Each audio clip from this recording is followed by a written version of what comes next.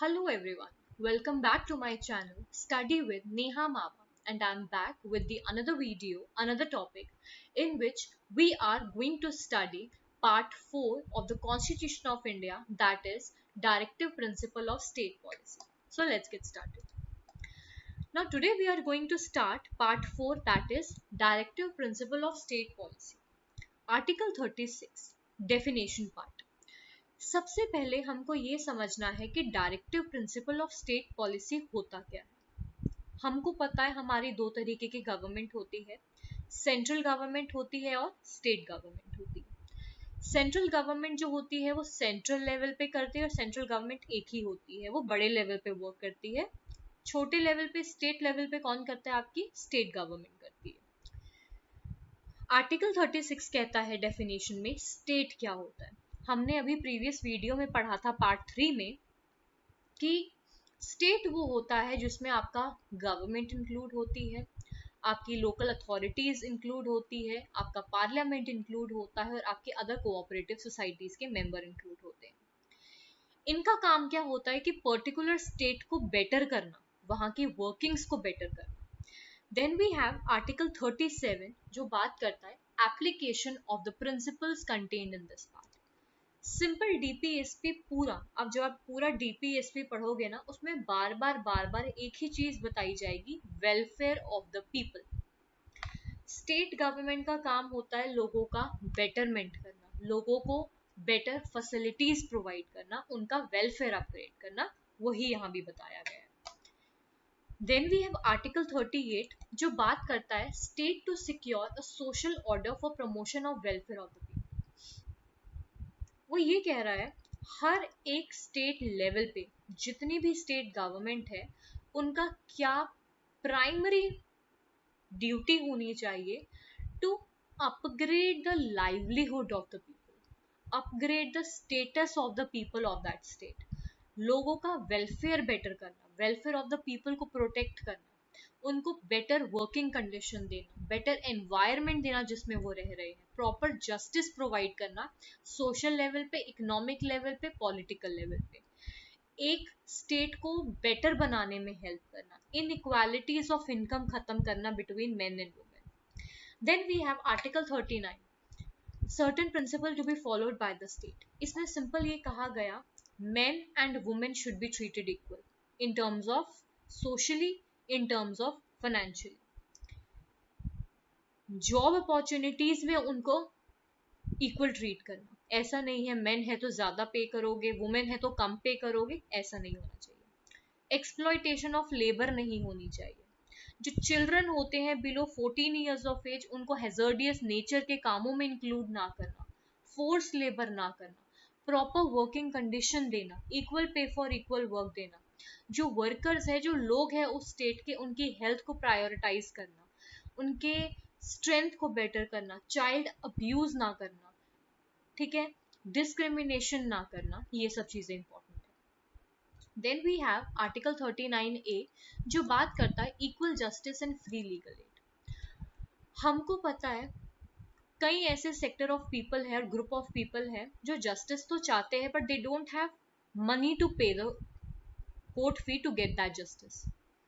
State government का काम क्या होता है कि जो पुअर और नीडी पीपल है, those who want justice but they don't have money to get the justice, उनको फ्री लीगल एड प्रोवाइड करना। ठीक है, इसके लिए हमने different different free legal clinic भी हमने सेटअप किए हैं जिसमें ये कहा जाता है कि उनको फ्री लीगल एड प्रोवाइड करना, जस्टिस उनको बेटर तरीके से देना whenever required to do so. Then we have article 40 organisation of village panchayat. हमको पता है सेंट्रल लेवल पे we know the central government is there, state level पे we know the state government is there, but village level पे कौन होंगे? जो small level है, आपके विलेज लेवल है, आपके रूरल एरियाज है, वहां पंचायत सेटअप करी जाती है। पंचायत का क्या काम होता है? पंचायत जो होती है वो भी सेल्फ गवर्नमेंट का ही यूनिट होती है, उनके पास भी कुछ पावर्स होती है जो गवर्नमेंट के पास होती है। विलेज पंचायत का काम क्या होता है कि उस विलेज में कोई प्रॉब्लम है उसको सॉल्व करना, कोई डिस्प्यूट अराइज हो रहा है among the group of people, उसको प्रोटेक्ट करना, उसको रिजॉल्व करना और अपने विलेज के बेटरमेंट के लिए काम करना। Then we have Article 41, right to work, to education, to public assistance in certain cases. अब एक स्टेट है, वहाँ की आई थिंक पीपल के वेलफेयर को प्रोटेक्ट करने के लिए प्रॉपर एम्प्लॉयमेंट अपॉर्चुनिटीज वहाँ होनी चाहिए, बच्चों के लिए प्रॉपर एजुकेशनल इंस्टीट्यूशंस होने चाहिए, प्रॉपर हेल्थ केयर फैसिलिटी उनको प्रोवाइड करनी चाहिए. इससे क्या होगा, अगर हम एजुकेशनल लेवल जो एजुकेशन इंस्टीट्यूशन अगर हम वो सेटअप करते हैं तो लिटरेसी लेवल क्या हो जाएगी, बढ़ जाएगी, अनएम्प्लॉयमेंट कम हो जाएगा, इलिटरेसी लेवल कम हो जाएगी, लोगों को पता लगेगा how we have to behave in the society because they are now much literate. Then we have 42, that is proper conditions of working and maternity relief. उसमें ये कहा गया है चाहे फैक्ट्रीज में काम कर रहे हैं चाहे इंडस्ट्रीज में काम कर रहे हैं, बेटर वर्किंग कंडीशंस उनको प्रोवाइड करना. जो फीमेल है, जो मदर है, उनको मैटरनिटी रिलीफ देना, मैटरनिटी लीव उनको देना to take care of her as well and their children as well. Then we have article 43, living wage for workers. हमने ये पता है, आपको पता होगा कि जो लेबर होते हैं उनका डेली वेज सेट किया गया है. आई डोंट नो कि अब 800 हो गया है कि 700 है, कितना है, पहले 600 होता था, आई थिंक अब 800 हो गया पर डे, some cases में 1000 and 1200 भी है. When we are employing a worker below that wage rate, तो कहीं ना कहीं ये क्या माना जाता है, फोर्स्ड लेबर मानी जाती है, और एक्सप्लॉयटेशन ऑफ लेबर भी जिसको कहा जाता है. लेट्स से मैंने एक वर्कर जो है वो एम्प्लॉय किए हैं, 3-4 वर्कर्स मैंने लेबर जो है वो यूज में कर रही हूँ, 3-4 लेबर जो है मैं उनसे काम करवा रही हूँ, बट मैं उनसे 500 रुपये पर डे पे काम करवा रही हूँ. तो कहीं ना कहीं जो उनका वो राइट है वो हिंडर हो रहा है, जो वेज हमने सेटअप करी थी गवर्नमेंट ने वो हिंडर हो रही है. उससे क्या हो रहा है, मैं एक्सप्लॉयटेशन ऑफ लेबर कर रही हूँ, फोर्स लेबर कर रही हूँ. ठीक है, तो ये सब चीजें नहीं होनी चाहिए. Then we have 43A, participation of worker in management of the industries. When we know workers are the part of the industries, then they should also participate in the management activities. ऐसा नहीं है company में क्या हो रहा है, industry में क्या हो रहा है, उनको यही नहीं पता है, तो they are not they should not be treated differently, they should be treated equally, whether they are workers, employer, even the head of the organization, doesn't matter, everyone should be treated equally. Then we have 43B, promotion of cooperative societies. जितनी भी आपकी cooperative societies होती है, generally they work for the welfare of the people, तो उनको हमें protect करना है, उन्हें हमें प्रमोट करना है. Then we have the uniform civil code for the citizens, UCC जिसको हम बोलते हैं. And we know the Uttarakhand जो है उन्होंने यूसीसी जो है वो लागू किया, सबके लिए एक ही कोड रहेगा throughout the state. Then we have Article 45 that talks about provision for early childhood care education to children below the age of 6 years. हमको पता है, अगर हम उस सोसाइटी के और उस स्टेट के बच्चों पे अगर हम फोकस करेंगे, they are the coming future of our country, right. हमें बच्चों को प्रोटेक्ट करना है, उनकी केयर करनी है, उनको एजुकेशन प्रोवाइड करना है, ठीक है, उनको खाना अच्छा देना है, ताकि क्या हो सके, जो आने वाली जनरेशन है they are going to lead our country, they should lead in a good way. Then we have article 46, that is promotion of educational and economic interests of scheduled tribes, caste and other weaker section.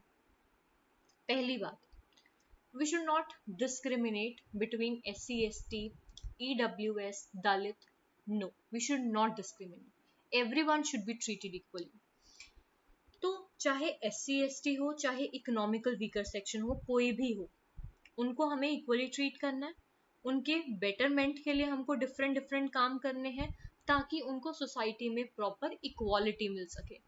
Then we have article 47 जो बात करता है to raise the level of nutrition, okay, and the standard of living and improve the public health. वही बात आ गई कि जो बच्चे हैं हमें उन पे ध्यान देना है, जो यूथ है हमें उन पे ध्यान देना है, प्रॉपर मेडिकेशंस हमको देनी है, प्रॉपर लेवल ऑफ न्यूट्रिशन हमें मेंटेन करना है, ताकि हमें ये देखना है कि सोसाइटी में माल न्यूट्रिशन ना हो, बच्चे जो है वो डिजीज से ना जूझ रहे हो। स्टैंडर्ड लिविंग हमको रखनी है, proper public health care, proper camp लगाने, हमें प्रॉपर कैंप लगाने चाहिए, ठीक है। Proper medical facility free of cost हमें बच्चों को भी प्रोवाइड करनी चाहिए और एडल्ट्स को भी प्रोवाइड करनी चाहिए, जिससे क्या होगा, बेटर हेल्थ होगी तो better welfare of the people भी होगा, बेटर ग्रोथ होगी उस पर्टिकुलर स्टेट की। Then we have Article 48, Organization of Agriculture and Animal Husbandry. Now see, अगर हम बच्चों पे, बड़ों पे, लोगों पे इवन ध्यान दे रहे हैं तो हमें अपने एग्रीकल्चर और हमें अपने एनिमल्स पे भी ध्यान देना चाहिए। Agriculture is the main source of our food, हमें उस पर ध्यान देना है। How we gonna develop the agriculture procedures, how we gonna develop the agriculture levels thing and methods, ये ज़रूरी है। एनिमल हस्बेंड्री को हम कैसे बेटर कर सकते हैं, एनिमल्स को कैसे हम यूज़ कर सकते हैं, स्लॉटर हाउस कैसे बंद कर सकते हैं, ठीक है। काउस को किस तरीके से बेटर हम यूज़ कर सकते हैं, जो सड़कों पे आवारा काऊ होती है कैसे उनके लिए हम शेल्टर बना सकते हैं, ठीक है। ये सब चीज़ें इंपॉर्टेंट है। Then we have article 48A, protection and improve of environment and the forest and wildlife. अब हमको पता है कि फॉरेस्ट भी ज़रूरी है, ठीक है।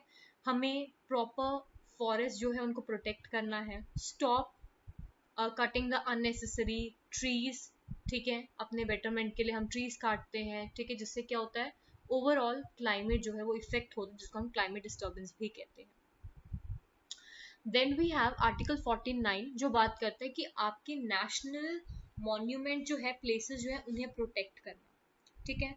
जितने भी हमारे नेशनल मॉन्यूमेंट्स है, हिस्टोरिकल प्लेसेस है, जो जिनकी कोई हिस्ट्री है, ठीक है, एंड जो बहुत ज़्यादा आर्टिस्टिक है और हिस्टोरिकल इंटरेस्ट जिसमें है, ठीक है, वो हमें प्रोटेक्ट करना है ताकि वो स्पॉइल ना हो सके, डिसफिगरमेंट ना हो, खराब ना हो, ठीक है, या कोई इंटेंशनली उसको खराब ना करे, हमें ये भी ध्यान रखना है।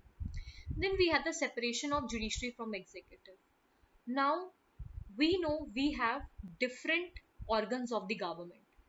In that we have legislature, executive and judiciary. Legislature का काम क्या होता है, लॉज बनाना।